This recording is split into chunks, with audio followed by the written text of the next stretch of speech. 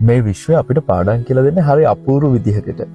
ඒ තමයි නරක මිනිස්සු සහ නරක කාලවල හරහා විශ්වයට ඕනුනහම අපිට යම්කිසි පාඩමක් කියලා දෙන්න.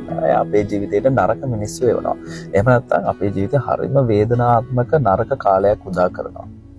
එයා බලනවා එකෙන් පස්සේ අපි පාඩමක් ඉගෙන ගන්නවද කියලා. නැත්නම් අපි හැමදාම එකම තැනනේ.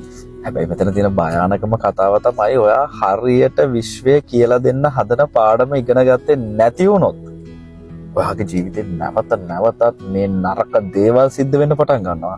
ඔයාගේ ජීවිතේට නැවතත් නරක මිනිස්සු එන්න පටන් ගන්නවා. ඇතුල් වෙන්න පටන් ගන්නවා. ඔයා මේ පාඩම ඉගෙන ගන්න තුරුම ඔයාගේ ජීවිතේ වේදනාවෙන් පිරෙනවා. එහෙනම් හොඳට මතක තියාගන්න.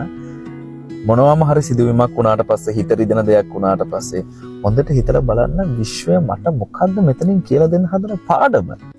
ඒ පාඩම හරියට ග්‍රහණය කරගන්න එකපාරින්ම එහෙම නැති වුණොත් ආය වාට විඳවන්න වෙනවා.